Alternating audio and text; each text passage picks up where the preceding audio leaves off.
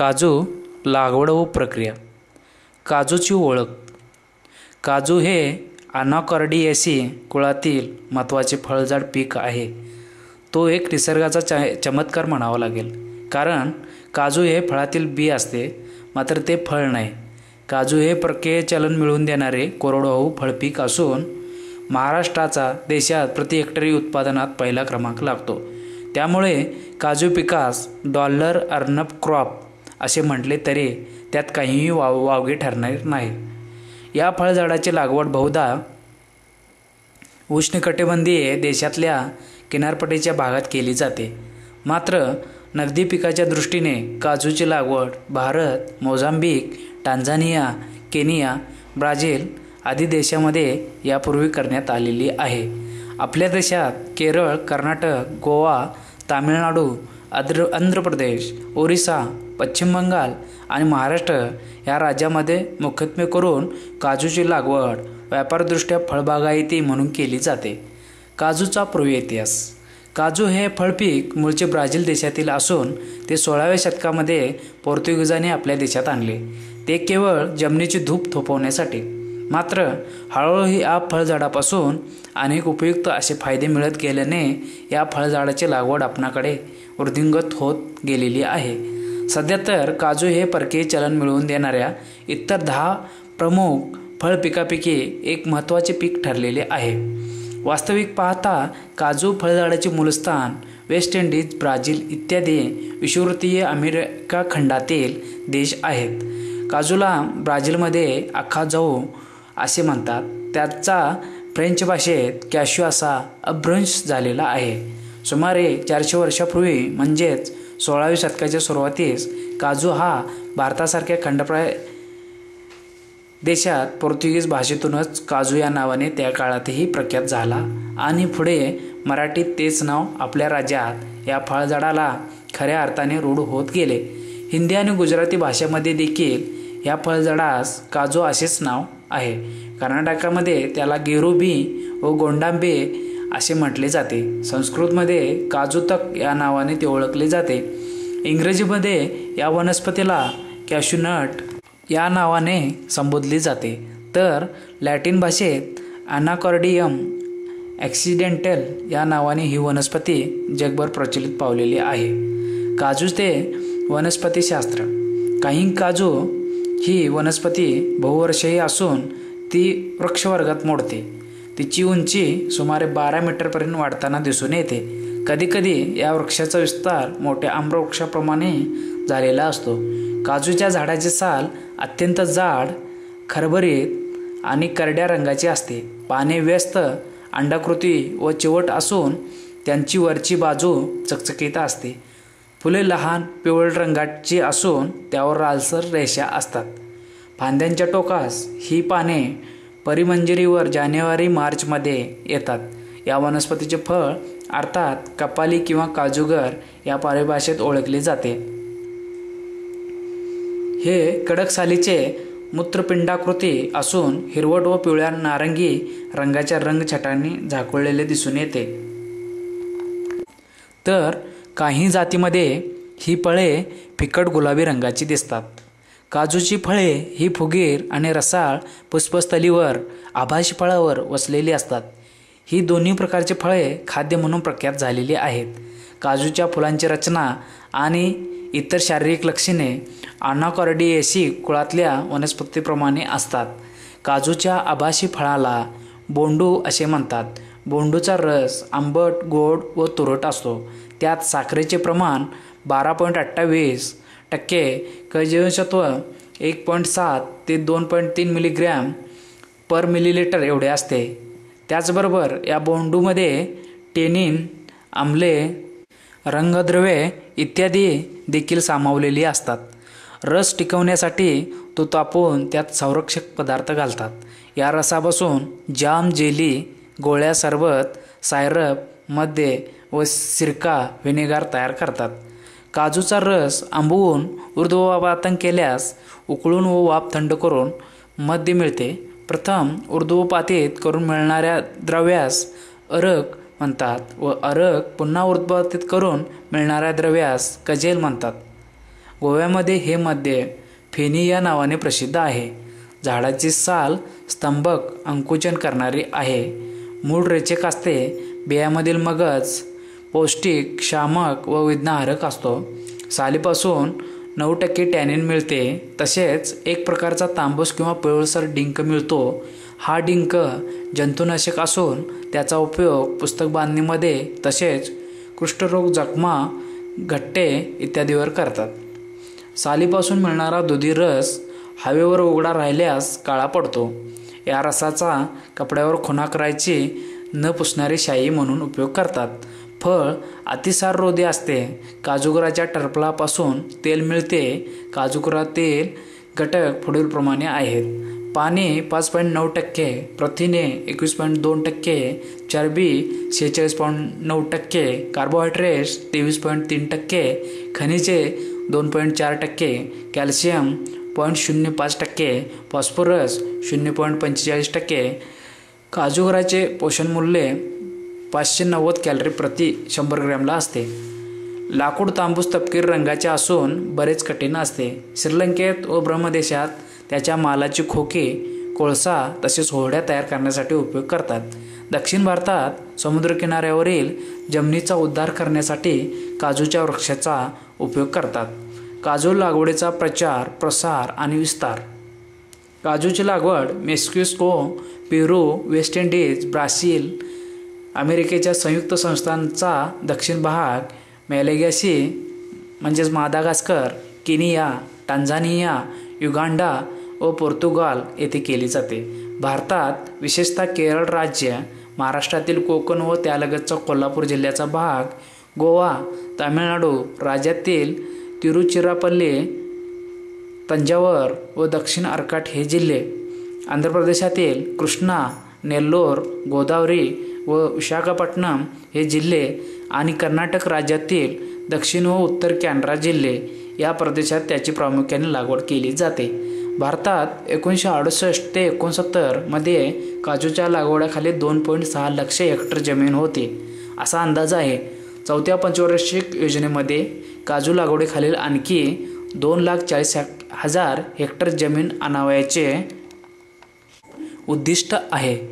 सन 1998-99 मध्ये भारताने 75,000 metric ton काजूगर, काजू टरफल, तेल व काजूचे इतर पदार्थ निर्यात करून 1,609.6 कोटी रुपयांचे परकीय चलन मिळवले. भारतात काजूच्या लागवडीखाली सन 1998-99 मध्ये 7.6 लाख हेक्टर क्षेत्र नोंदवले गेले आणि त्यापासून 6.60 लाख मेट्रिक टन इतके काजू बियाचे उत्पादन मिळाले. ही उत्पादन क्षमता फारच कमी असल्याने आपल्या देशातील कारखाने पूर्ण वेळ चालवण्यासाठी काजू बियांची आयात करावी लागते. सन 1995 मध्ये 2.76 लाख मेट्रिक टन काजू बियांची आयात करावी लागली. आपल्या देशातील काजू कारखान्यांची काजू बियांची गरज देशातल्या देशात भागवावी म्हणून काजू उत्पादन वाढवणं गरजेचे आहे. त्यासाठी राष्ट्रीय कृषी आयोगाने सन 2000 सालापर्यंत देशात 7 लाख हेक्टर क्षेत्रावर या पिकाची लागवड करायचे उद्दिष्ट ठरवले असून त्यापासून 7 लाख मेट्रिक टन काजू बिया उत्पादित करण्याचे लक्ष्य ठेवले आहे. महाराष्ट्रात या पिकाखाली सन 1990 पर्यंत सुमारे 22,800 हेक्टर क्षेत्र होते. त्यापैकी 80 ते 90% क्षेत्र हे रोपापासून लागवड केलेले होते. रोपापासून लागवड केलेल्या झाडापासून प्रति झाड फक्त 1.5 ते 2 किलो उत्पादन मिळत असल्याने सरासरी उत्पन्नही फारच कमी मिळत असे. परंतु सन 1990-91 या कालावधीत महाराष्ट्र शासनाने रोजगार हमी योजनेतून फळझाड लागवड ही महत्त्वाकांक्षी योजना सुरू केली. प्रादेशिक फळ संशोधन केंद्र वेंगुर्ले येथे विकसित केलेल्या वेंगुर्ले 1, वेंगुर्ले 2, वेंगुर्ले 3, वेंगुर्ले 4, वेंगुर्ले 5, वेंगुर्ले 6, वेंगुर्ले 7, वेंगुर्ले 8 या सुधारित आणि अधिक उत्पन्न देणाऱ्या जातींच्या निर्मितीमुळे आणि मृदुकाष्ठ कलम पद्धतीसारख्या सोप्या कलम पद्धतीमुळे दरवर्षी लाखो काजू कलमे लागवडीसाठी उपलब्ध होऊ लागले आहेत. त्यामुळे महाराष्ट्रात काजू पिकाखालील क्षेत्रामध्ये लक्षणीय वाढ होऊन 1997-98 पर्यंत 1,05,000 हेक्टर क्षेत्र काजू लागवडीखाली आणण्यात आले आहे.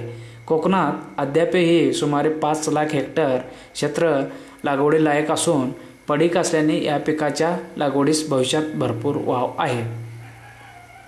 हवामान व जमीन. काजूचे झाड हे उष्ण आणि उपोष्ण प्रदेशात वाढू शकते, परंतु त्याला थोडीशी थंडी सहन होत नाही. यामुळे ते उत्तरेकडील प्रदेशात वाढत नाही.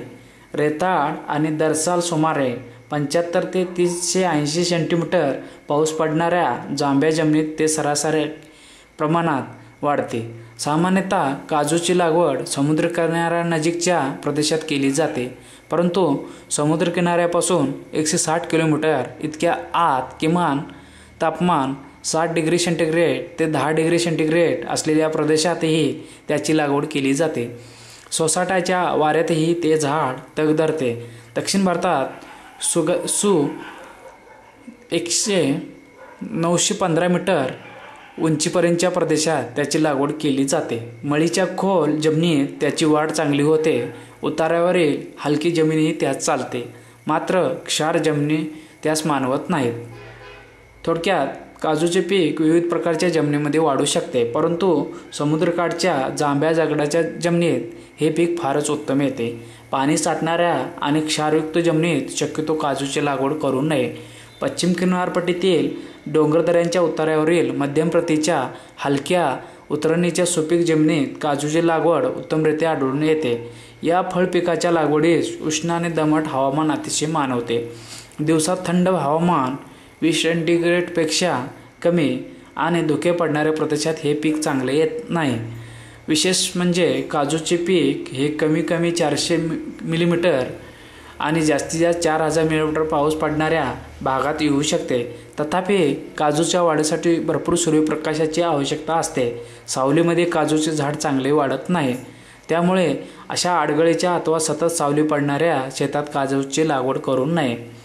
हवामानाच्या बाबतीत काजू हे फळपीक अत्यंत संवेदनशील आहे, कारण काजू मोहरणे व फळधारण्याच्या कालावधीत हवामान नेहमी कोरडे असणे जरुरीचे आहे. मोहर येण्याच्या कालावधीत ढगाळ हवामान असल्यास मॉस्किटो किडीचा प्रादुर्भाव होऊन मोहर सुकतो. याशिवाय झाडे मोहरावर असताना पाऊस पडल्यास उत्पन्नावर अनिष्ट परिणाम होतो. फळवाढीच्या काळात अचानक तापमान जास्त वाढल्यास म्हणजे 40 ते 42 सेंटीग्रेड झाल्यास फळांची गळ मोठ्या प्रमाणावर होते. त्याकरता पाणी व्यवस्थापन सुयोग्य पद्धतीने केल्यास हे फळ पीक कोरडवाहू भागातही उत्तमरित्या लागवडीखाली आणता येईल. पूर्व मशागत लागवडीची तयारी. काजू लागवडीसाठी निवड केलेल्या जमिनीत अनावश्यक झाडे झुडपे तोडून सदर जमीन स्वच्छ करून घ्यावी. नंतर पावसाळ्यापूर्वी या जमिनीत 7 बाय 7 मीटर किंवा 8 बाय 8 मीटर अंतरावर खुणा करून बागेची आखणी करून घ्यावी. 7 बाय 7 मीटर अंतरावर लागवड केल्यास हेक्टरी 205 तर 8 बाय 8 मीटर अंतरावर लागवड केल्यास 156 झाडे बसतात. या दोन्ही पद्धतीने लागवड केली तरी झाडे मोठी होऊन सर्व जागा व्यापण्यास 7 ते 8 वर्षाचा कालावधी लागतो. शिवाय सुरुवातीच्या काळात मिळणारे उत्पन्नही कमी असते. म्हणून हल्ली 5 बाय 5 मीटर अंतरावर लागवड केल्यास प्रति हेक्टरी 400 झाडे बसतात आणि सुरुवातीचे 8 ते 10 वर्षात तेवढ्या क्षेत्रातून जास्त उत्पन्न मिळू शकते. 10व्या वर्षानंतर किंवा झाडाच्या फांद्या एकमेकांना लागू लागल्यास लागवडीतील आडव्या उभ्या ओळीतील एकाड एक ओळ तोडून टाकल्यास 10 बाय 10 मीटर अंतरावर लागवड होते व सदर झाडापासून पुढे 40 ते 50 वर्षे चांगले उत्पन्न मिळते. या पद्धतीला काजू आंतरपीक पद्धतीची लागवड असे म्हणता येईल. खड्डे काढणे आणि पॉटिंग मिक्सर्सद्वारे भरणे. काजूच्या लागवडीतील प्लॅनिंग अँड लेआउट झाल्यानंतर त्या ठिकाणी पावसाळ्यापूर्वी 60 बाय 60 सेंटीमीटर आकाराचे खड्डे काढावेत आणि सुपीक गाळाची माती व खताच्या मिश्रणाने भरून घ्यावेत. त्यासाठी 1 घमेले चांगले कुजलेले शेणखत अधिक 1 किलो सिंगल सुपर फॉस्फेट अधिक 500 ग्रॅम निंबोळी पेंड अधिक 100 ग्रॅम कार्बारिल यांचे मिश्रण प्रति खड्ड्यास वापरावे. काजूची अभिवृद्धी. काजूची लागवड ही निरनिराळ्या अभिवृद्धीच्या पद्धतीनुसार केली जाते. उदाहरणार्थ भेट कलम, गुटी कलम, विनियर कलम, डोळा भरणे, अंकुर कलम आणि मृदुकाष्ठ कलमाद्वारे करता येते. काही वेळा स्थानिक कमी उत्पन्न देणाऱ्या झाडांचे पुनर्जीवन पद्धतीने देखील काजूची लागवड साध्य करता येते. शक्यतो कृषी विद्यापीठाने शिफारस केलेल्या खात्रीच्या रोपवाटिकामधून योग्य वयोमानाची सशक्त आणि रोगराई किडीमुक्त कलमांची खरेदी करून मगच निर्देशित केलेल्या जागी काजूची नव्याने लागवड करावी. सुधारित जातींचा वापर. ज्या भागात काजूची लागवड केली जाणार आहे त्या भागात कोणत्या सुधारित जातीचा अवलंब करावा याबाबत कृषी विद्यापीठात संपर्क साधून नवीन उन्नत जातीची निवड करण्याची गरजेचे असते. काजूच्या सुधारित जाती आणि त्यांच्या शिफारसी याबाबतीत सविस्तर माहिती पुढे दिली आहे. लागवडीतील कार्यवाही, आंतरमशागत व निगराणी. काजू कलमांची जास्त मर होणार नाही यासाठी सर्वप्रथम पावसाळ्यात म्हणजेच जून-जुलै महिन्यात लागवड करावी. लागवड करतेवेळी रोपांची किंवा कलमांची आदळआपट टाळावी. रोपे शक्यतो खड्ड्याच्या मध्यभागी पिशवीच्या आकारमानाचा छोटासा डबरा घेऊन त्यामध्ये अलगदपणे लावावे. पिशवी ब्लेडने फाडताना मुळ्यांना अजिबात इजा होणार नाही याची काळजी घ्यावी. कलम लावताना कलमाचा जोड जमिनीच्या वर राहील असे लावावे. त्याला तेवढ्याच उंचीच्या काठीचा आधार द्यावा. सुरुवातीला भटक्या जनावरांपासून संरक्षण व्हावे म्हणून बागेला कुंपण करावे.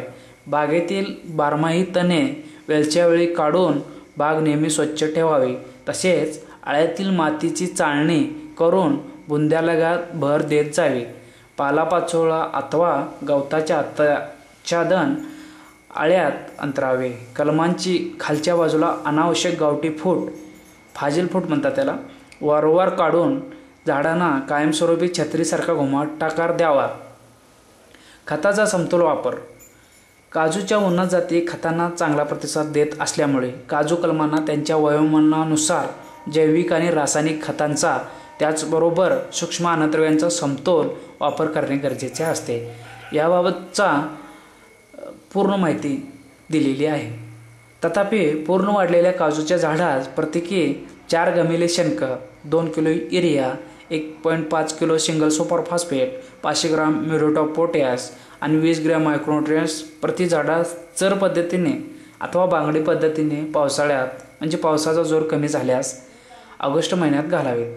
सुरुवातीला कीटकनाशकाची फवारणीमध्ये 3% युरिया म्हणजे 3 ग्रॅम 1 लिटर पाणी या पद्धतीने मिसळून फवारणी करण्याची देखील शिफारस कृषी विद्यापीठाने केलेली आहे.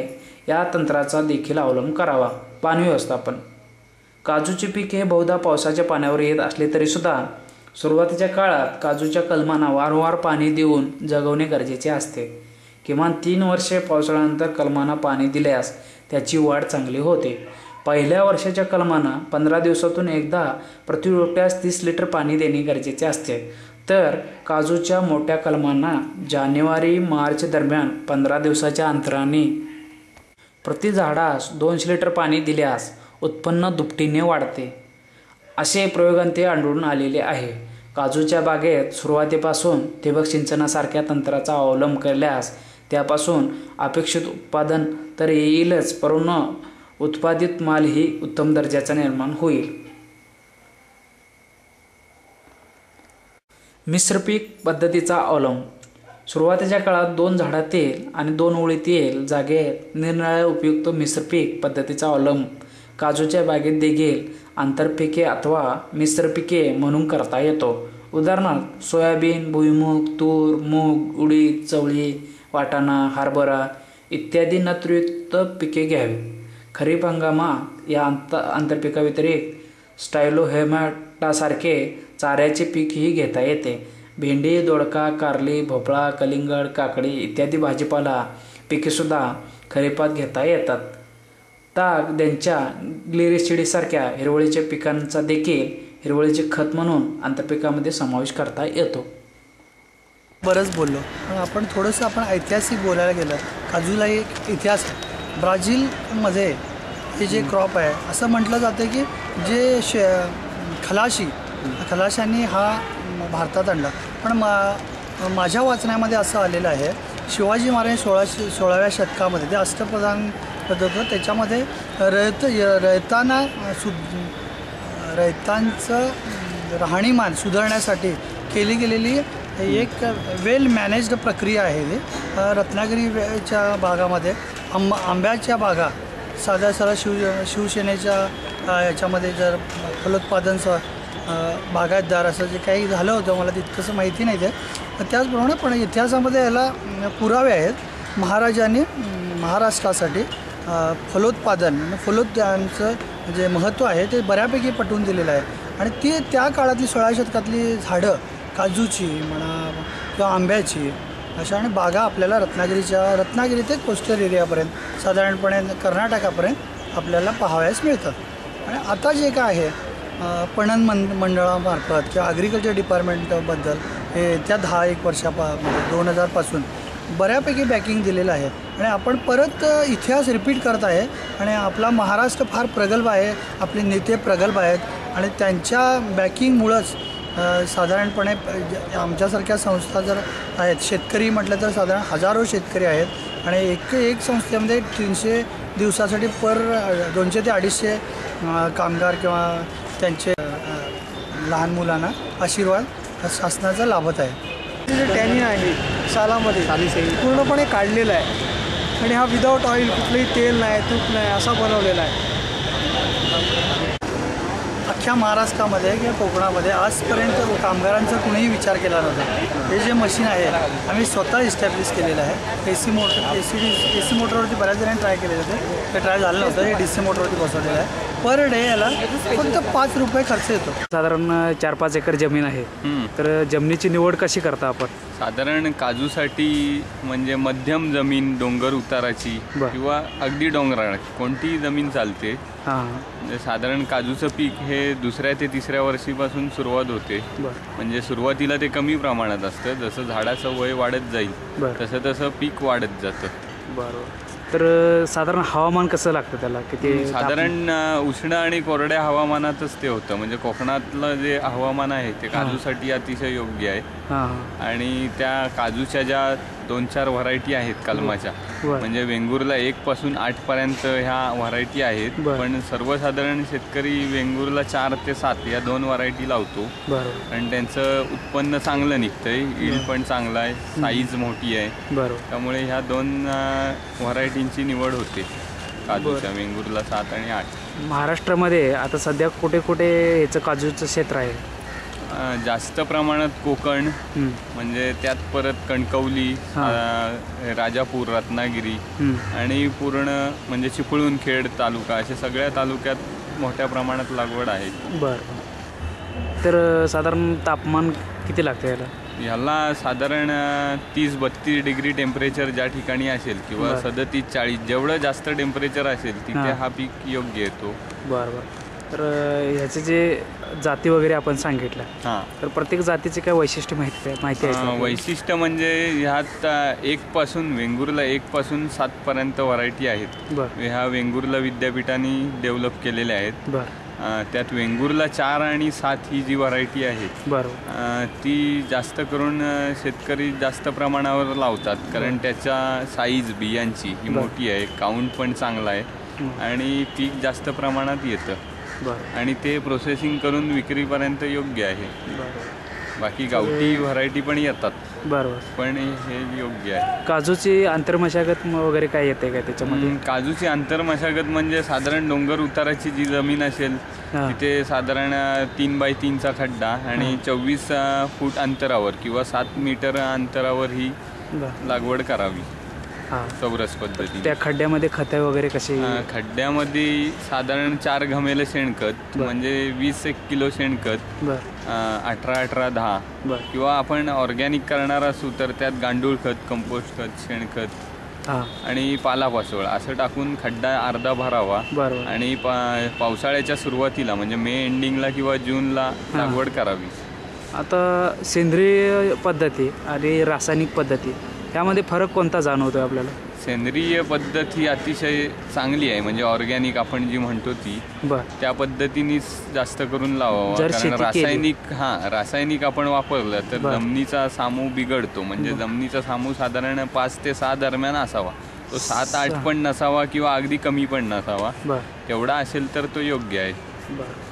तर सेंद्रिय पद्धत कधीही चांगली? कधीही चांगली.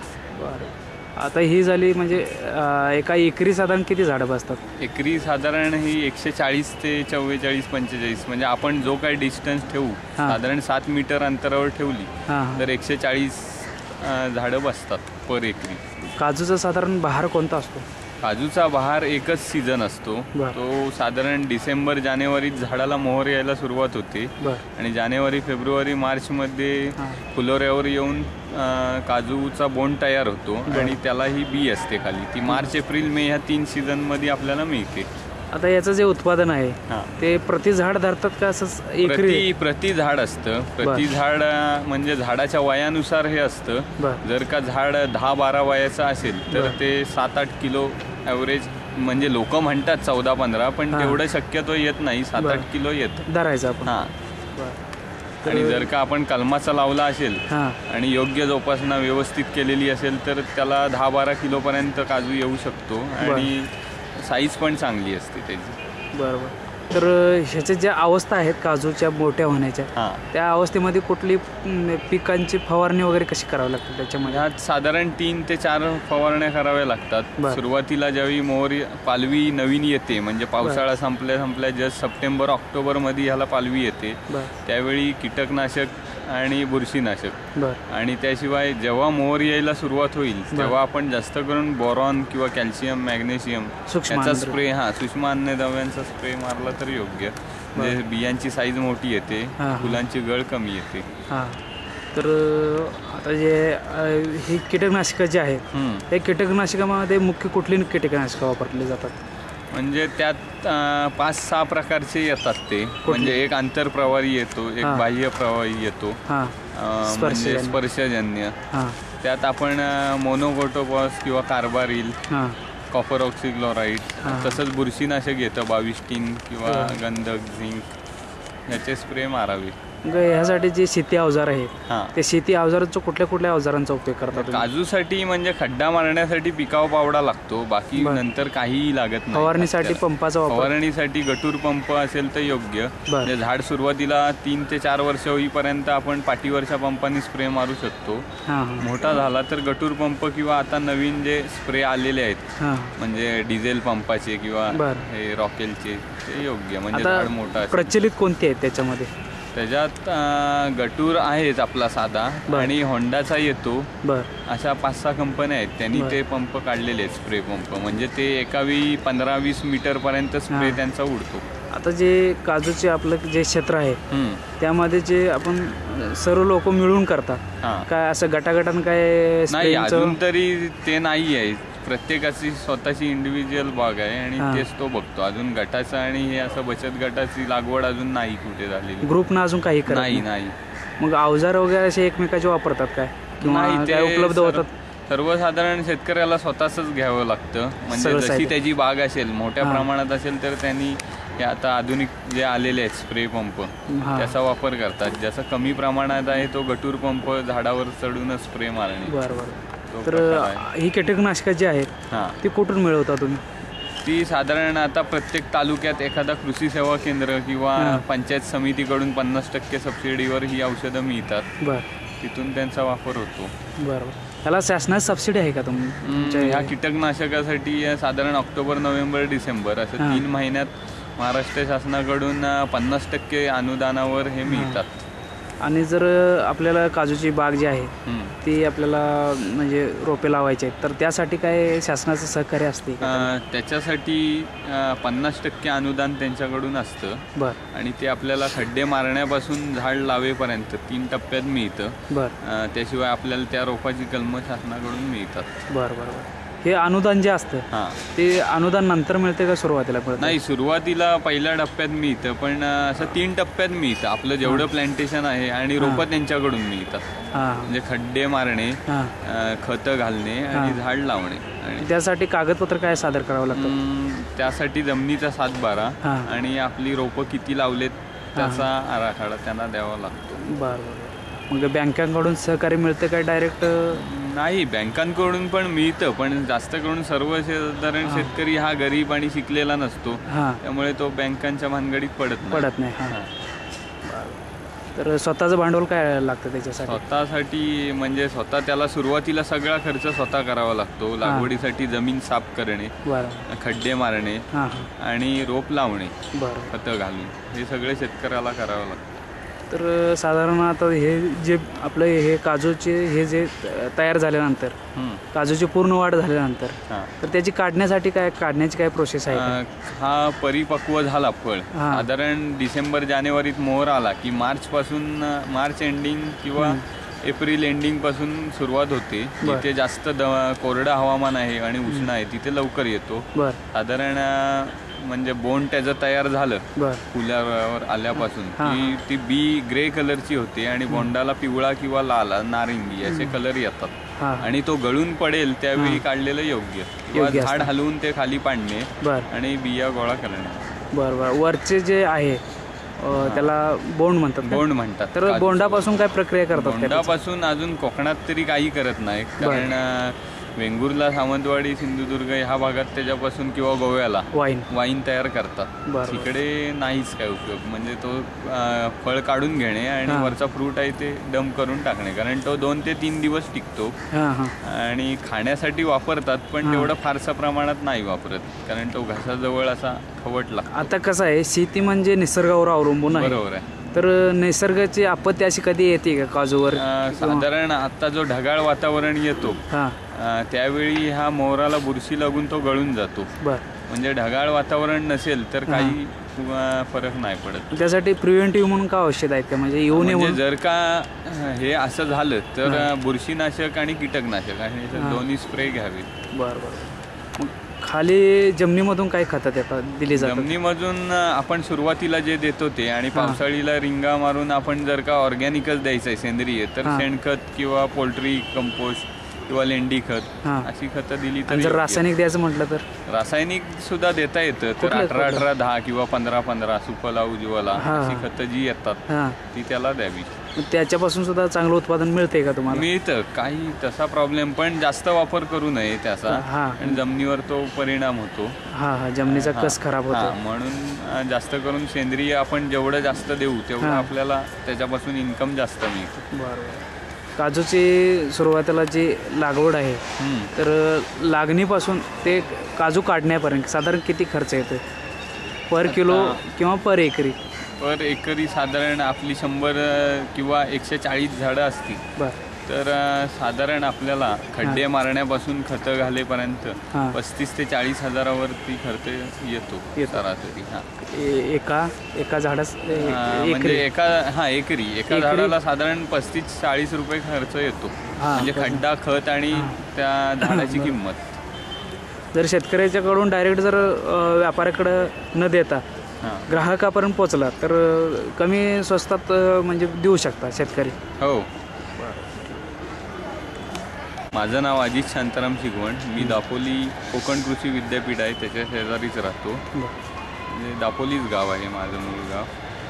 काजूची काढणी झाल्यानंतर तर जी प्रोसेसिंग केली जाते, तर प्रोसेसिंगसाठी प्रथम त्याच्या मशिनरी काय काय असतात त्या जरा सांगा. सगळ्यात प्रथम आपल्याला काजू प्रोसेसिंग करण्यासाठी काजू कटर, काजूसाठी बॉयलर येतो आणि ओव्हन, या 3 गोष्टी महत्त्वाच्या आहेत. त्या 3 गोष्टी लागतात. आणि सगळ्यात महत्त्वाची गोष्ट म्हणजे मजूर. म्हणजे जेवढे मजूर आपल्याकडे असतील तेवढं आपण जास्त प्रोसेस करू शकतो. साधारण ह्याला मोठ्या प्रमाणात जर करायचं असेल आपल्याला तर मोठ्या प्रमाणात मोठ्या कंपन्याचं साहित्य काय काय असतं? साधारण 30-40 टनासाठी म्हणजे तेवढं आपल्याला वर्षभरासाठी करायचं आहे. तर 160 किलोचा बॉयलर, 50 किलोचा ओव्हन आणि 7 ते 8 कटर काजू कटिंग करण्यासाठी आणि कमीत कमी 20 ते 25 लेबर, लेडीज किंवा जेंट्स काय असतील ते, पण जास्त करून लेडीज लेबर ह्यासाठी योग्य आहेत कारण ते परवडतात, मजुरी कमी असते आणि जेंट्सपेक्षा त्यांचं स्पीड ह्या कामात जास्त असतं. तर आता जे तुम्ही दोन्ही हे सांगितली, तर साधारण मार्केटमध्ये किमती काय काय आहेत त्याच्या? आता साधारण सगळ्यात जी काजूची छोटी साईज येते त्याला आम्ही W400 म्हणतो. त्याच्या वरच्या साईजला आम्ही W320 म्हणतो. त्याच्यावरती येते ती W240. त्याच्यापेक्षा अजून मोठी येते ती W210 म्हणजे 210 आणि सगळ्यात मोठी येते ती W180. या 5 साईज येतात अख्ख्यामध्ये. तसेच तुकड्यामध्ये 5 साईज येतात. म्हणजे JK येतो तो जम्बो असतो, JH ही पाकळी एक असते, SS म्हणजे छोटी पाकळी असते आणि तुकड्यामध्ये K येतो, LWP येतो, SWP येतो आणि अगदी बारीक जे डोळे असतात काजूचे काजू कणी म्हणून येते. अशा 5 व्हरायटी येतात. ते वापरावे लागते. ती घरगुती लाईट वापरता काय व्यावसायिक लाईट म्हणून? ह्या धंद्याला लाईट अजिबात नसली तरी चालते कारण हे पूर्ण टोटल म्हणजे आपला बॉयलर आगीवरचाच असतो.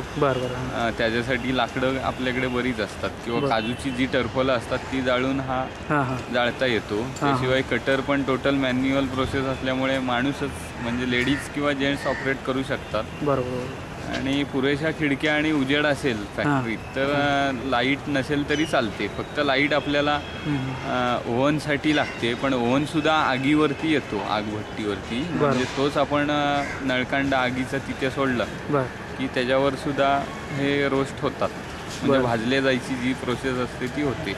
पण आता प्रथम सांगा की काढणी झाल्यानंतर याची सविस्तर प्रोसेस सांगा, कशी कशी केली जाते? काढणी म्हणजे पूर्ण परिपक्व जेव्हा झाडावरून फळ पडतं ते फळ याच्यासाठी योग्य असतं कारण झाडावरून काढलेलं बी पूर्ण भरलेली नसते. ती कवळी असल्यामुळे आतमधून सुरकुतलेलं आणि जे खराब व्हायचं प्रमाण आहे ते त्याच्यामुळे होतं. काढताना पूर्ण बोंड काढून सेपरेट करावं. ते वर बीच्या टोकाला राहिलं तर त्यामुळे बुरशी पकडते आणि बी वर्षभर टिकत नाही. त्यामुळे पूर्ण उन्हाची 3 उन्हं दाखवायची म्हणजे मार्च-एप्रिल मधली आणि गोडाऊनमध्ये स्टॉक करून ठेवायचं कारण हा फक्त सीझनेबल क्रॉप आहे. त्यामुळे 3 महिने आपण स्टॉक केला तर पुढे वर्षभर पुरतो. पुढच्या मार्च-एप्रिल पर्यंत हा आपल्याला टिकतो. तिथून पुढची प्रक्रिया कशी? मग पुढे प्रोसेसच्या वेळी सुरुवातीला आपला बॉयलर जर का 160, 40, 50 जो कॅपॅसिटीचा असेल त्याप्रमाणे आणि लेबर किती आहेत त्याप्रमाणे आपण बॉयलर लावायचा. म्हणजे साधारण 10-12 लेबर असतील म्हणजे कटिंग आणि हे तर 160 किलो बी कटिंगसाठी बॉयलरसाठी लावायची. ती साधारण 12 तासानंतर थंड झाल्यावर कटिंगला घ्यायची आणि कटिंग नंतर ते पिलिंग होते म्हणजे ओव्हनमध्ये टाकायला लागतं. ओव्हनमधून काढल्यावर ही सोलायची प्रोसेस असते आणि सोलल्यानंतर त्याची ग्रेडिंग होते. म्हणजे ग्रेडिंगमध्ये अख्ख्याच्या 5 परत तुकड्याच्या 5 आणि अख्ख्यामध्ये परत एक येतो S म्हणून येतो, एक SW येतो म्हणजे W व्हाईट असतो, S थोडा ऑफ व्हाईट कलरचा असतो. अशा 5 ग्रेड असतात. म्हणजे त्या 400, 320, 240, 210 आणि 180 अशा 5 ग्रेड काढतो. याची प्रोसेस जे झाल्यानंतर मग वाळवून वगैरे घेतल्यानंतर वाळवून घेतल्यानंतर ही प्रोसेस करतात.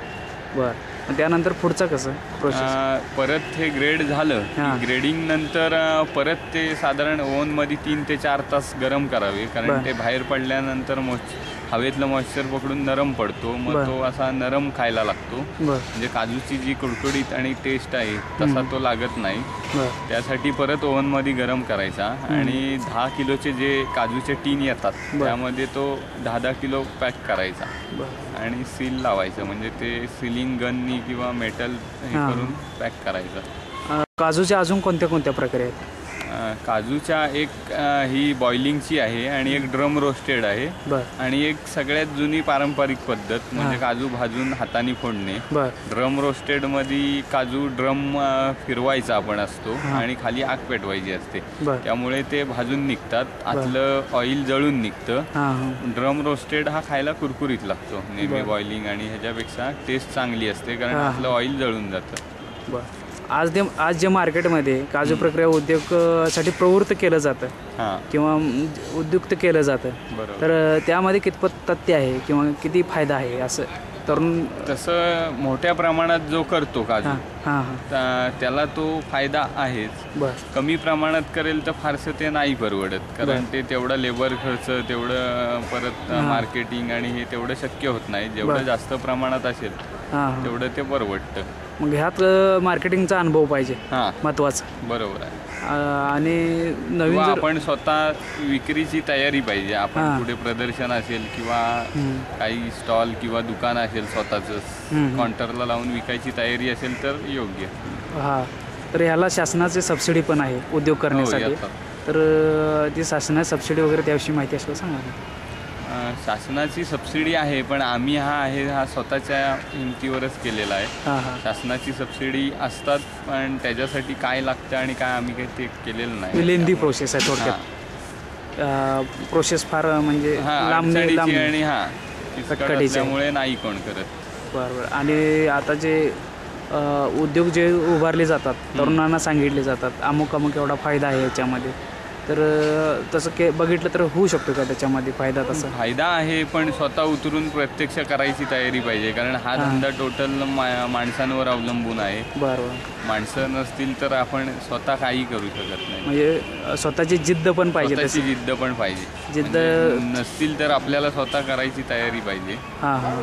हे मेन आहे. किंवा स्वतःच्या कुटुंबातली जर का व्यक्ती असतील बरीचशी, तर त्यांना हा धंदा करायला काहीच अडचण नाही. स्वतः शेतकरीचं जर प्रोसेस करून पाठवायचं म्हटलं तर स्वतः शेतकऱ्याला परवडते, आणि बाहेर विकत घेऊन जर करायचं म्हटलं हा बिझनेस, तर ह्यात कसं प्रोसेस कसं? स्वतः शेतकऱ्याचाच माल असेल तर त्याला अजून परवडतं, कारण आता काजूचा रेट ह्या सीझनला सुरुवातीला 40 होता, मग 45 होता किलो, तो 60-65 रुपये किलो आहे आता ह्या सीझनला. त्यामुळे जर का स्वतःचाच असेल तर त्याला ते परवडतं. विकत घेऊन मोठ्या प्रमाणात करणार असेल तर त्याला ते शक्य आहे. अगदीच जर का 1000 किलो घेऊन तेवढं ते त्याला नाही परवडत. यामध्ये जे शेतकरी ग्रामीण भागातले आहेत त्यांच्या पर्यंत व्यापारी जे पोचतात, तर ते व्यापाऱ्यांचा व्यापार कशा पद्धतीने होतो त्याविषयी काय माहिती असेल का? आपण हा होलसेल व्यापाऱ्याला दिला तर ते त्याच्यावर 30 ते 40% नफा ठेवून इतर ग्राहकांना विकतात. त्यामुळे आपण तो जर का स्वतःच विकला तर ग्राहकांपर्यंत कमी दरात आणि योग्य त्या ह्याच्यात त्यांना मिळतो. तो भारतामध्ये साधारण कुठल्या राज्यामध्ये जास्त होतो काजू? जास्त कोकणात जास्त प्रमाण आहे काजूचं, म्हणजे वेंगुर्ला, सिंधुदुर्ग, सावंतवाडी आणि केरळमध्ये पण हा धंदा आहे. गोवा राज्यात आहे. त्याशिवाय इतर आफ्रिका, ब्राझील ह्या ठिकाणचा पण काजू येतो, पण कोकणातल्या जी काजूला चव आहे ती इतर ठिकाणच्या काजूला नाही. याचं मार्केट पंचतारांकित हॉटेलांचं वगैरे असतं का याला मार्केट? असतं, कारण त्या ठिकाणी त्यांना जास्त प्रमाणात खारा आणि रोस्टेड जो येतो मसाला, त्या काजूला जास्त डिमांड असतो हॉटेल्समध्ये. त्याचे रेट पण चांगले असतील? रेट पण चांगले असतात आणि त्यांना तो कायम लागणारी वस्तू आहे. ते व्यापाऱ्यामार्फत जातो का डायरेक्ट शेतकऱ्यामार्फत जातो? नाही, ते व्यापाऱ्यामार्फतच, कारण शेतकरी अतिशय दुर्मिळ कुठल्या तरी खेडेगावात किंवा कुठेतरी लांब असतो आणि हे होलसेलर शहरात असल्यामुळे ते त्यांना गाठतात आणि त्यांच्याकडून घेतात. काजू व्यवसायाला पुढे भविष्यात चांगला स्कोप आहे? चांगला स्कोप आहे. धन्यवाद. ही यस क्वालिटी आहे. हा किरकोळ विक्रीचा दर आहे की 300 रुपये किलो. त्यानंतर ही W400 क्वालिटी आली. त्याचा ग्रेड आहे W400. 320 रुपये किलो दराने ही विकली जाते येथे. त्यानंतरची यापेक्षा मोठी जराशी पाकळी आली W320, जी जो हा गर म्हणजे हा गर येथे भरपूर प्रमाणात चालला जातो. सरासरी याची जास्त विक्री येथे होते. याचा दर आहे 350 रुपये किलो. त्यानंतर त्याच्यापेक्षाही मोठा जरा गर आला. याचा ग्रेड आहे W240. हा 190 रुपये अर्धा किलो म्हणजेच 380 रुपये किलो दराने विकला जातो. त्यानंतर 1 नंबर क्वालिटी याचा ग्रेड आहे 180 W210. हा याचा दर आहे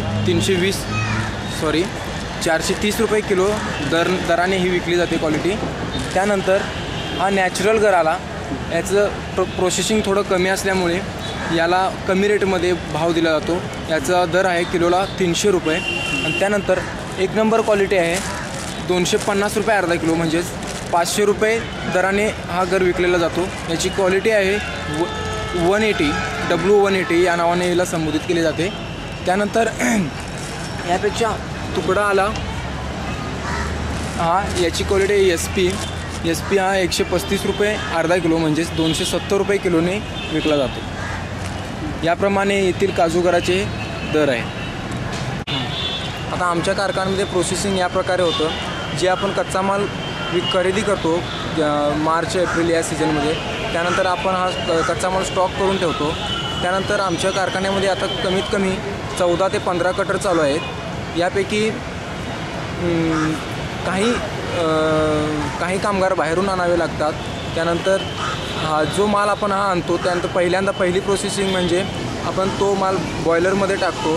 त्यानंतर त्याला हिटिंग देऊन ते वाफेमध्ये उकळली जाते आणि त्यानंतर ती काढल्यानंतर कटर विभागाकडे नेली जाते.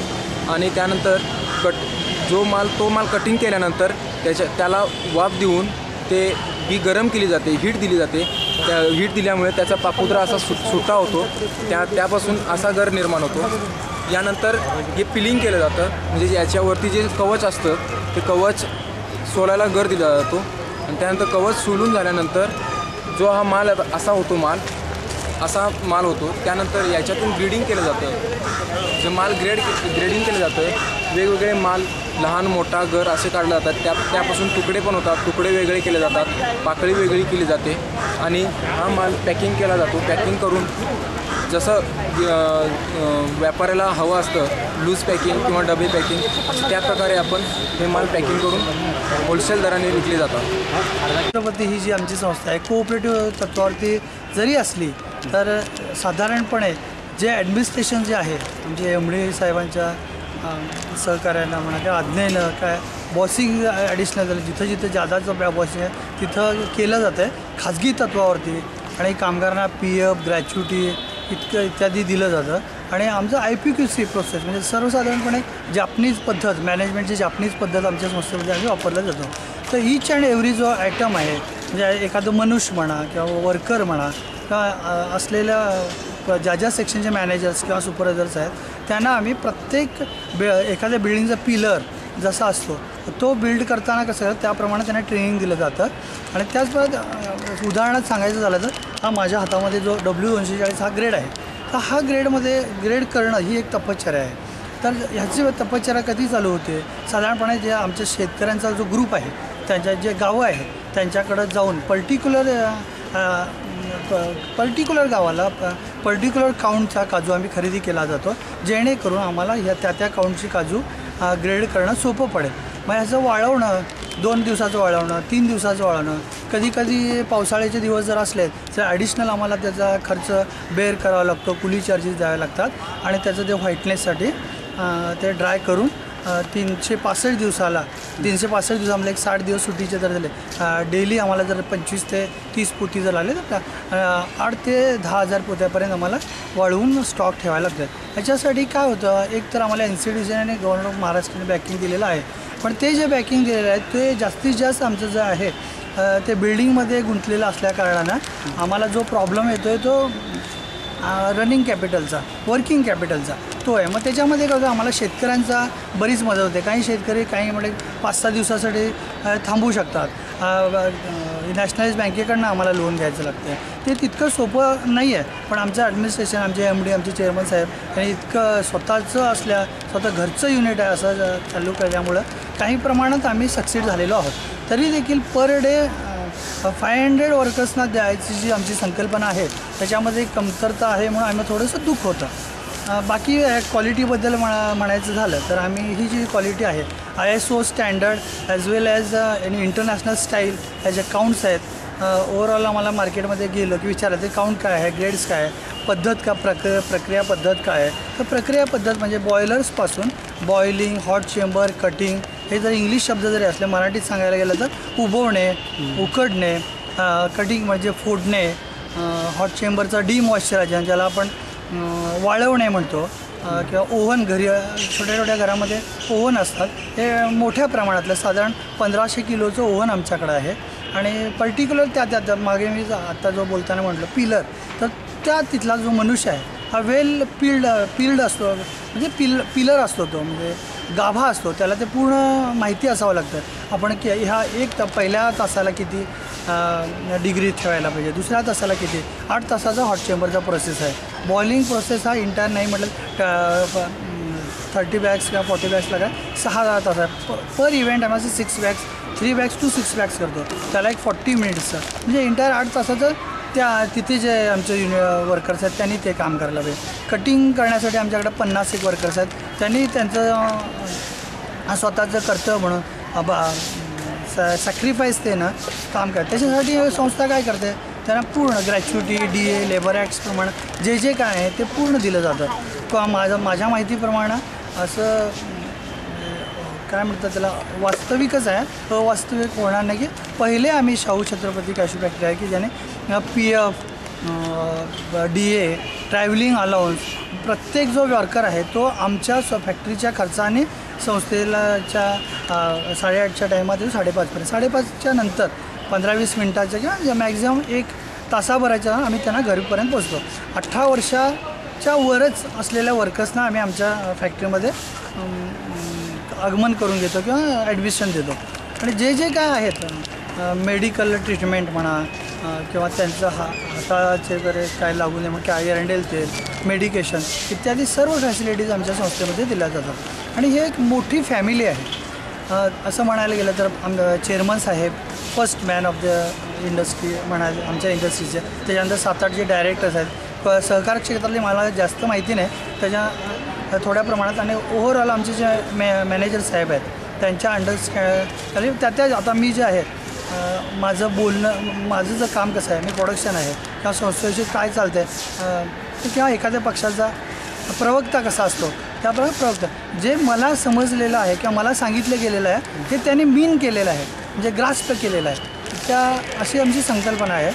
आणि ह्याच्यात अजूनही डेव्हलप करायचं, बाय प्रॉडक्ट करायचे, चॉकलेट्स करायचे, कॅडबरी चॉकलेट्स टाईपमध्ये कॅडबरी कन्व्हर्टेड चॉकलेट्स करता येतात, खारावलेले काजू करता येतात आणि प्रत्येक कस्टमरपर्यंत पोचायचं.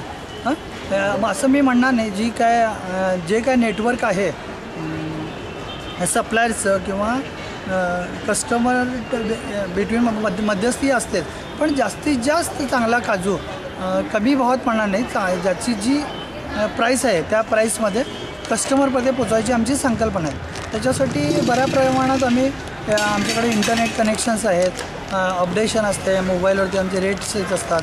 थ्रूआउट द इंडियामध्ये किंवा अब्रॉडमध्ये जे काय चाललेलं असते तसं आमच्या टीमचं पूर्ण लक्ष असतं. थोडं बोलायचं राहून गेलं की हे जे काउंट सिस्टीम म्हणजे क्वालिटी कशी असते, तर क्वालिटी काजूची व्हाईटनेस ही क्वालिटी म्हणून ठरवली जाते. नैसर्गिकतेने त्याला डॉट्स आहेत किंवा हे जे काय आहे हे बेअर करावंच लागतं आणि ते वेचून काढण्यासाठी आमची ग्रेडिंगची टीम काम करत असते. आणि 452 ग्रॅम किंवा 53 एक्झॅक्ट 453 ग्रॅम्स म्हणजे 1 पाऊंड ही अमेरिकन स्टँडर्ड पद्धत आहे. साधारण 453 ग्रॅम घेतल्यानंतर हा जो आपण पाऊच बघतो W240 साधारण आमचे घर असे असतात, W150, W180, W210, W320, S240 हे घराचे प्रकार आहेत. NW नॅचरल होल्स, डझर्ट होट, SSW, DW, FW fatty holes असे जे ग्रेड्सचे प्रकार. तर सांगायचा उद्देश म्हणजे हे जे पाऊंड्समध्ये जर त्याचं काउंट नाही बदललं तर मार्केटमध्ये माल आमचा रिजेक्ट केला जातो. बरे तो हवा तितका क्रिस्पी असू दे, ॲज पर इंटरनॅशनल स्टँडर्डप्रमाणे त्याच्यात मॉइश्चर असू दे, पण पार्टी ऑन द स्पॉट ते काउंट व्यवस्थित न आलं तर रिजेक्ट केली जाते.